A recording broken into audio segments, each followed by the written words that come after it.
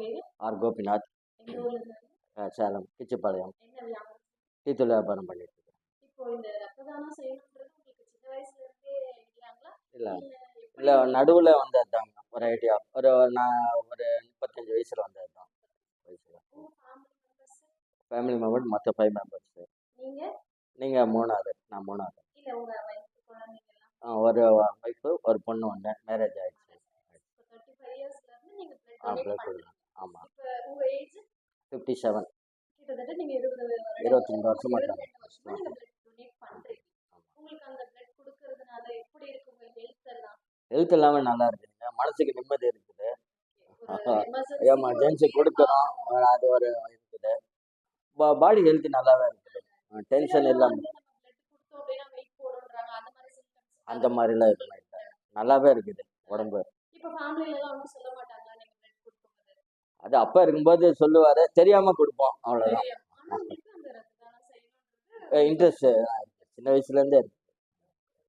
Help பண்ணணும், யாருக்காச்சும் help பண்ணணும், அந்த மோட்டிவ் காப்பாடு. இப்போ நீங்க எமர்ஜென்சி கேக்குறாங்க, மேபி நீங்க அந்த ஸ்பாட்ல இல்ல, கொஞ்சம் தொலைவில் இருக்கீங்க, அப்போ நீங்க என்ன ஃபீல் பண்ணுவீங்க?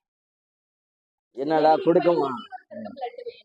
நீங்க மேபி ஏதோ திருச்செந்தூர்ல கொஞ்சம் லாங் டிஸ்டன்ஸ், ஒரு 3 டேஸ் ஆகுது, அப்போ அந்த மாதிரி இதுல வந்துருக்குங்களா? கொஞ்சம் அந்த மாதிரிலாம் இல்லை. ஒன் டைம் மட்டும் வந்தது. நான் வெளியூர்ல இருந்தேன். அந்த ஒரு ஹாஸ்பிட்டல் பிள்ளை இருந்ததுங்க. ஒரு குழந்தைக்கு எமர்ஜென்சின்னு இருந்தது. ஆனால் நான் வெளியூர்ல இருந்தனால வர முடியல. மனநிலை என்னன்னா கொடுக்க முடியலன்னு ஒரு வருத்தம் இருந்தது. உண்மையில் அந்த வருத்தம் இருந்தது. ஆனால் மேக்ஸிமம் இங்கே எமர்ஜென்சினா தான் கூப்பிடுவாங்க, மேக்ஸிமம் வந்துடுவாங்க. இல்லை இல்லை மெயின் இது மட்டும்தான், சிவராம்ஜி மட்டும்தான் செய்வாங்க. 40க்கு மேலே இருக்கும். 40. இன்னும் நீங்க மேலும் மேலும் ரத்தம் கொடுத்து நிறைய மக்களை காப்பாற்றுறதுக்கு வாழ்த்துக்கள். வாழ்க வளமுடன். தேங்க்யூ.